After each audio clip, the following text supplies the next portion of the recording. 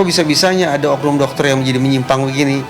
Menurut saya justru pertanyaan terbesar sekali lagi tidak tertuju kepada psikotesnya, tapi pada pengawasannya. Nggak usah tiap tahun, tiap bulan dites kejiwaan pun selama tadi sistemnya tidak baik, ya tetap ada pelanggaran.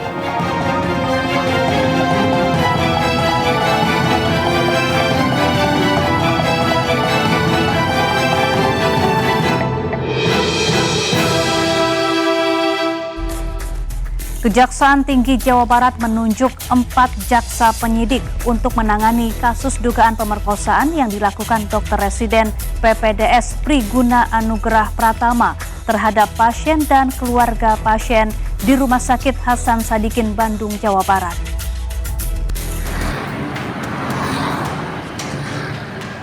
Kejaksaan Tinggi Jawa Barat telah menunjuk 4 orang jaksa untuk menangani perkara dugaan pemerkosaan yang dilakukan dokter residen PPDS Priguna Anugrah Pratama terhadap pasien dan keluarga pasien di Rumah Sakit Hasan Sadikin, Bandung, Jawa Barat.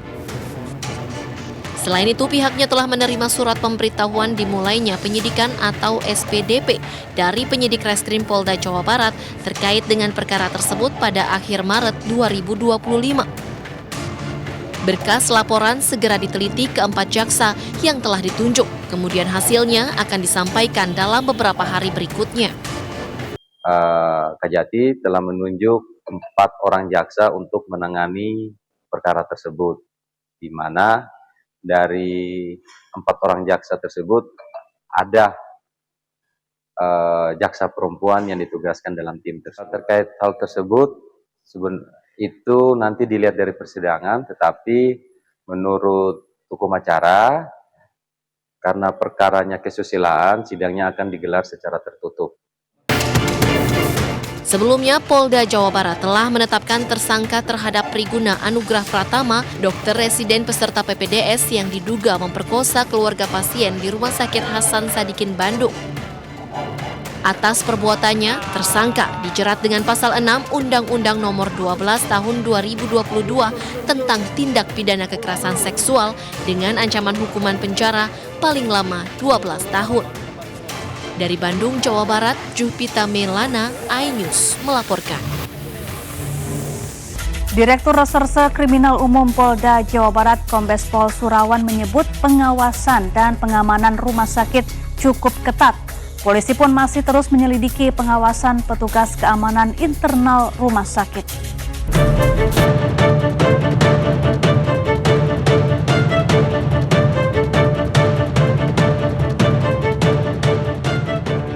Aksi pemerkosaan yang dilakukan dokter residen Universitas Padjadjaran Bandung menambah daftar hitam dunia kedokteran Indonesia.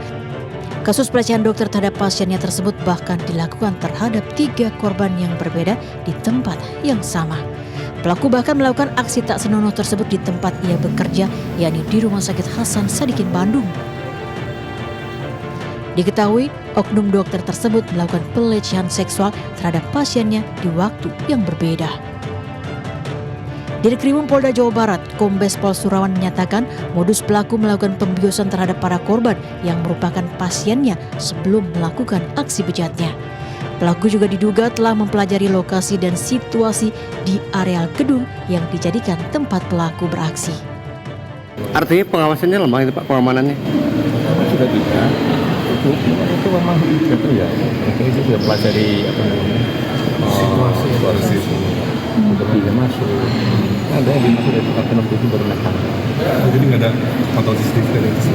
Ada dari kamera CCTV dia pelataran dulu kemudian naik tangga. Dia itu juga. Kesimpulannya dia sebagai mahasiswa PPDS membuktikan tanpa digantung. Sini Bang, lihat sini Pak. Dipertegas Pak, berarti kalau untuk undang-undang kesehatan, apakah sudah ada indikasi pelanggaran undang-undang kesehatan bagi rumah sakit ataupun? Kita sedang pelajari untuk undang-undang kesehatan. Oke. Meski pengamanan di rumah sakit tersebut dikatakan cukup ketat, nyatanya pelaku dengan leluasa melakukan tindak asusila di rumah sakit yang seharusnya menjadi tempat perlindungan bagi pasien. Tindak kekerasan seksual oleh oknum seorang dokter terhadap pasien seharusnya menjadi perhatian khusus pemerintah dan dunia kesehatan Indonesia. Terlebih kasus pelecehan seksual terjadi di rumah sakit yang sudah seharusnya memberikan pelayanan terbaik bagi pasien. Dari Bandung, Jawa Barat, Billy Maulana Fingran melaporkan.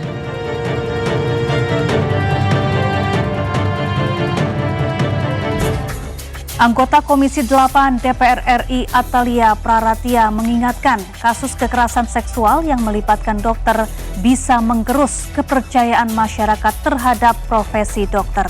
Oleh sebab itu, pengawasan terhadap kode etik profesi perlu diperketat. Karena di tengah situasi kita sedang berupaya untuk memulihkan kepercayaan publik ya terkait dengan kasus-kasus yang terjadi sebelumnya, khususnya yang di RSHS, kita ini sedang mencoba agar supaya masyarakat kembali pulih kepercayaan terhadap fasilitas kesehatan yang disediakan oleh pemerintah. Saya melihat bahwa ini sesungguhnya berarti yang harus dilakukan adalah bagaimana kita bisa memperbaiki masalah yang sistemik ya.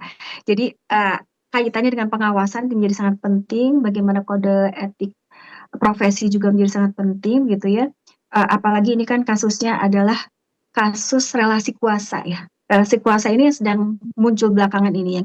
Ini menurut saya menjadi satu hal yang bagi perempuan seperti kami ini agak mengerikan sekali karena profesi dokter itu adalah profesi yang kita sebut sebagai penyelamat jiwa gitu. Kita datang kepada mereka itu adalah untuk berobat atau mungkin dalam situasi-situasi yang lebih sempit daripada itu kaitannya dengan jiwa. Nah maka tentu kita ingin memberikan semua yang bisa kita berikan termasuk kepercayaan itu pada orang yang bisa kita percaya. Nah ketika kasus-kasus ini muncul ini dikhawatirkan itu akan terus menggerus kepercayaan masyarakat kepada profesi, khususnya profesi dokter. Jadi saya kira memang ruang untuk mereka bisa menyampaikan terkait dengan kekhawatiran mereka, begitu ya, itu perlu untuk disosialisasikan kembali. Nah sebetulnya kita ini dari Kemen PPA itu punya yang namanya SAPA 129. Dari Komnas Perlindungan Anak juga ada dan lain sebagainya juga ada, bahkan dari wilayah di Jawa Barat juga saya kira ada begitu ya, hanya mungkin sosialisasinya saja. Dan kadang-kadang karena tadi ya, karena kan untuk kasus yang di RSHS ini mereka itu dibius sehingga mereka sendiri bingung itu apakah sebetulnya yang terjadi pada diri mereka gitu, kecuali tadi ada pendampingan dari keluarga sehingga mereka bisa mendorong agar supaya yang bersangkutan melakukan pemeriksaan mandiri dulu, kemudian apabila terjadi sesuatu dia langsung melapor begitu ya, itu kan tentu didukung oleh orang di sekelilingnya seperti itu. Wakil Menteri Kesehatan Dante Saxono Harbuwono buka suara terkait kasus pemerkosaan yang dilakukan dokter PPDS anestesi terhadap keluarga pasien di RSHS Bandung. Ia menyebut surat tanda registrasi dan izin praktik pelaku sudah dicabut. Pada kejadian itu kami sudah melakukan koordinasi dengan rumah sakit dan lembaga pendidikan karena yang bersangkutan kan sudah melakukan pendidikan. Satu, yang bersangkutan sudah dikembalikan, sementara dibekukan proses pendidikannya. Diberhentikan dari proses pendidikan, bekerjasama berkoordinasi dengan Universitas Pajajaran. Tidak melakukan status pelayanan medis. Kami bersurat kepada Konsil Kesehatan Indonesia untuk dicabut surat tanda registrasinya. Kalau sudah dicabut surat tanda registrasinya, kan berarti bersangkutan juga tidak punya surat izin praktek. Ini penting. Nah nanti karena ini sudah masuk ke dalam ranah kriminal, maka kasusnya akan kami serahkan ke Polda Jawa Barat. Kemudian secara sistem kami sementara menghentikan pendidikan spesialis anestesi di Rumah Sakit Hasan Sadikin selama 1 bulan untuk melakukan konsolidasi, untuk melakukan perbaikan, untuk melakukan pengawasan yang lebih optimal. Kemudian juga kami akan melakukan pemeriksaan mental juga untuk para peserta pendidikan spesialis sehingga peristiwa-peristiwa ini tidak terjadi. Tapi kalau dilihat secara keseluruhan, ini adalah peristiwa kriminal murni, tidak berkaitan dengan program pendidikan di mana yang bersangkutan itu sekolah. Universitas Pajajaran menghormati keputusan Kementerian Kesehatan yang membekukan sementara program PPDS dengan Rumah Sakit Hasan Sadikin. Pihak kampus telah meminta Fakultas Kedokteran mengevaluasi internal. Pihak Universitas Padjadjaran menghormati keputusan Kementerian Kesehatan yang membekukan program PPDS antara Universitas Padjadjaran dengan Rumah Sakit Hasan Sadikin Bandung. Pihak kampus menegaskan bahwa program PPDS yang dihentikan sementara hanya di Rumah Sakit Hasan Sadikin, sementara untuk program PPDS antara Unpad dengan rumah sakit lain tetap berjalan. Meski demikian, Universitas Padjadjaran juga akan mengevaluasi Fakultas Kedokteran Unpad agar tidak ada lagi dokter PPDS yang melanggar aturan dan etik. Kami menghargai keputusan dari Kemenkes karena ini semua adalah demi terselenggaranya pendidikan yang lebih baik. Namun mungkin yang dimaksud tentu bukan menghentikan pendidikan, tetapi menghentikan rumah sakit sebagai tempat pelayanan pendidikan. Karena kan sebetulnya kalau menghentikan pendidikan itu harus dilakukan oleh universitas, oleh fakultas. Jadi Kemenkes dalam hal ini tentu akan menghentikan Rumah Sakit Hasan Sadikin sebagai tempat pendidikan spesialis anestesi FK Unpad untuk sementara.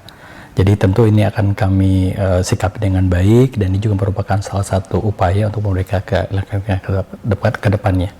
Dan juga nanti harapannya nanti ada juga semacam tindak lanjut tentu dari kedua belah pihak agar penghentian ini juga dapat menjadi sesuatu yang baik untuk kedepannya. Sebelumnya Kementerian Kesehatan juga membekukan program PPDS antara Unpad dengan Rumah Sakit Hasan Sadikin Bandung. Pembukaan itu berlangsung selama 1 bulan saat evaluasi dilakukan oleh Kementerian Kesehatan. Kita akan freeze dulu sesi di Fakultas saya untuk lihat kekurangan ini yang mana. Kalau kita terjadi sambil jalan kita kasih pilih. Kita mau mengasah dari Kemenkes yang benar sehingga dia kasih. Dan yang ketiga, ini kan bisa dicegah. Ini kan masalah di mana sekarang Kemenkes akan mewajibkan semua masalah yang mau masuk harus tes. Pembukuan program ini buntut dari kasus pemerkosaan yang dilakukan oknum dokter PPDS di Rumah Sakit Hasan Sadikin Bandung. Total ada 3 korban yang diperkosa pelaku yang juga dokter anestesi ini. Dari Bandung, Jawa Barat, Tim Liputan iNews melaporkan.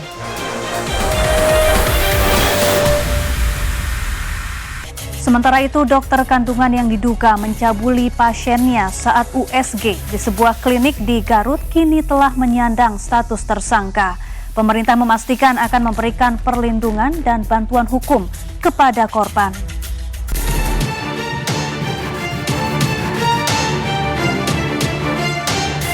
Dokter yang diduga mencabuli pasiennya saat pemeriksaan kandungan berhasil ditangkap jajaran Polres Garut, Jawa Barat. Pelaku pun langsung diperiksa intensif oleh Unit Perlindungan Perempuan dan Anak Satreskrim Polres Garut. Hingga kini ada 2 korban yang sudah melaporkan perbuatan pelaku. Kebetulan pelapor ini datang, dengan adanya viral itu, ada salah satu korban yang datang ke kantor untuk melaporkan perbuatan yang bersangkutan. Ya, akhirnya kita terima dan kita dalami atas laporan tersebut dan kita sudah amankan. Yang jelas kita sudah amankan untuk diduga pelaku sudah kita amankan dan kita untuk dokter inisial MSF ini sudah kita amankan di Polres Garut dan saat ini dalam pemeriksaan intensif. Sementara itu sebelum penangkapan, polisi sempat mendatangi klinik tempat pelaku beraksi. Namun pelaku sudah tidak lagi bekerja di klinik ini. Polres Garut pun hingga kini terus membuka posko pengaduan dan meminta masyarakat yang menjadi korban untuk melapor. Pemerintah pun akan terus memberikan perlindungan dan bantuan hukum kepada korban. Berkoordinasi juga dengan unit P3A kami yang berada di sana sudah sejauh mana yang dilakukan, kemudian upaya yang bisa kita lakukan paling cepat adalah melakukan perlindungan terhadap korban, apa yang dibutuhkan, pemulihan psikologisnya dan sebagainya. Kalaupun perlu bantuan hukum kami bisa membantu mengkoordinasikan, tetapi itu sebetulnya bukan wilayah kami, tapi akan Sebelumnya, video dugaan pencabulan yang dilakukan oknum dokter kandungan terhadap pasiennya beredar viral di Garut. Aksi dugaan pencabulan terekam dari kamera CCTV ruangan. Saat ini pelaku sudah tidak bertugas di klinik ini. Video pun diduga direkam pada tahun 2024 lalu. Tim Liputan iNews melaporkan.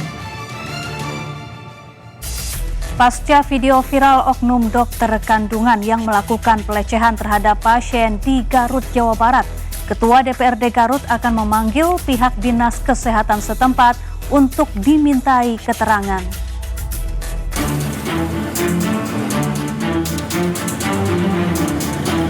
Pasca video viral oknum dokter kandungan yang melakukan pelecehan terhadap pasien di sebuah klinik di Garut, Jawa Barat, Ketua DPR Garut akan memanggil Dinas Kesehatan Garut untuk meminta keterangan terkait kasus tersebut.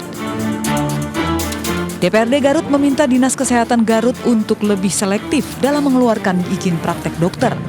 Selain itu, DPRD Garut juga meminta Dinas Kesehatan memberikan pembinaan kepada dokter serta tenaga medis agar dapat menjalankan tugas secara profesional. Ini harus jadi tanggung jawab bersama kan, saya tadi sudah bilang bahwa harus ada pembinaan dari Dinas Kesehatan nanti untuk memberikan arahan-arahan terkait pelayanan, ya kan? Ini sudah kelewatan kalau memang sudah terbukti nanti. Ini harus ada tindak lanjut yang lebih tegas untuk para petugas, khususnya mungkin di puskesmas atau DPRD bisa memanggil dinas. Jelas bisa. Nanti kita panggil supaya dinas melakukan pembinaan ke bawah dokter ataupun perawat dan lain sebagainya.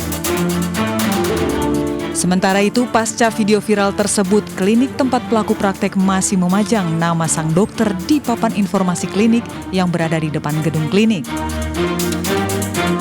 Sebelumnya beredar video dugaan pencabulan yang dilakukan oknum dokter kandungan terhadap pasiennya di Garut, Jawa Barat. Aksi tersebut terekam kamera CCTV ruang praktek sang dokter. Pasca viral, menurut pengurus klinik, sang dokter sudah tidak bertugas di klinik tersebut. Aksi tidak terpuji tersebut diduga terjadi pada tahun 2024 lalu. Dari Garut, Jawa Barat, Solihin, iNews melaporkan. Sementara pihak klinik tempat praktik oknum dokter kandungan cabul juga turut angkat bicara. Oknum dokter kandungan diketahui telah berpraktik selama 2 tahun. Tugasnya di sini, berprakteknya di sini, Bu? Sekitar 2 tahun. Oh, 2 tahun. Sejak tahun berapa, Bu? 2023. Sampai Sekarang, tapi kalau dari ini sudah tidak praktek lagi di sini. Itu sempat ada keluhan dari pasien yang disampaikan langsung ke pihak polisi. Ya, sempat ada keluhan. Kemudian saya juga sudah koordinasi dengan pihak kepolisian. Untuk selanjutnya kami serahkan kepada kepolisian. Ibu merasa dirugikan nggak, Bu, dengan adanya viral ini?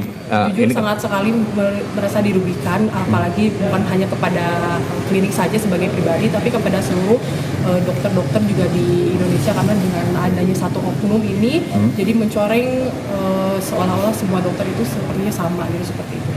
Langkah-langkah yang dilakukan oleh pihak klinik sendiri seperti apa? Ada tuntutan nggak ke dokter ini, ke oknum ini? Karena sudah merugikan. Kami selanjutnya serahkan kepada pihak kepolisian.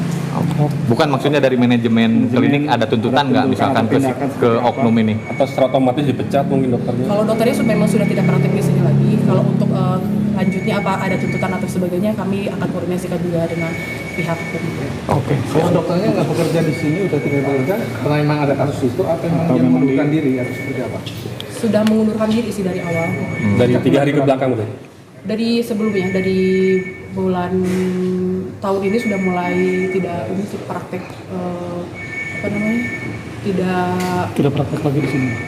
Praktek itu sudah terjadwal, tidak khusus gitu. Jadi hanya hari-hari tertentu ini tidak, dan ke pasien juga sudah bilang tidak praktek lagi di Garut, karena memang beliau sudah tidak praktek di rumah sakit itu juga. Jadi saat ini prakteknya gimana pun saya kurang tahu. Tapi nama dokternya masih terpampang ya di depan sana, Bu? Masih. Ya, takutnya masyarakat mengira ini masih praktek di sini gitu. Untuk itu mungkin nanti kita akan coba dicabut, takutnya masyarakat juga takutnya ada anggapan negatif, kita masih menerima itu tersebut karena sebenarnya sudah dimana. Kapolres Garut AKBP Muhammad Fajar Gemilang menyatakan pihaknya membentuk tim khusus untuk menuntaskan kasus penyelidikan karena diduga masih ada puluhan korban yang belum terungkap. Dengan kejadian viral itu tidak ada yang laporan masyarakat maupun korban ya. Dan itu merupakan salah satu kesulitan kami sampai saat ini juga, bahwa dari kepolisian itu berusaha untuk jemput bola mencari korban. Kami menjamin kerahasiaan dan memberikan perlindungan hak korban sehingga korban dapat dijamin apabila mereka melaporkan ke kepolisian akan kita tindak lanjuti, kita berikan hak-haknya sehingga proses hukum bisa berjalan dengan baik. Sejauh ini 2 yang melapor, dan salah satunya yang di video viral itu justru belum kita dapatkan identitasnya. Kita sudah melakukan face recognition, kemudian kita juga melakukan cek data di rumah sakit, kunjungan pasien. Namun pada tanggal di mana CCTV itu kan terlihat ya tanggal dan jamnya. Namun pada daftar maupun kunjungan pasien di rumah sakit atau di klinik tersebut itu tidak ditemukan. Itu sejalan dengan apa yang disampaikan oleh telah disampaikan oleh pelaku ya, karena pelaku memang kontak langsung kepada para korban, tidak melalui mekanisme di klinik dan sehingga tidak terdaftar.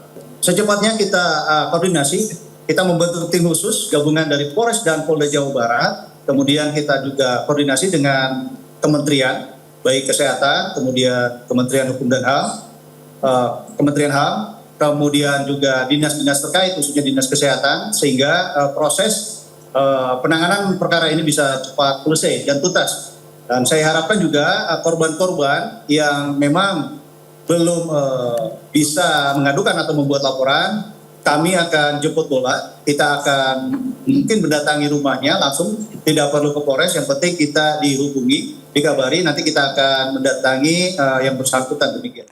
Psikolog forensik Reza Indragiri menyatakan kasus kekerasan seksual di lingkungan ruang pemeriksaan terjadi karena adanya faktor pihak dominan yang bisa mengendalikan.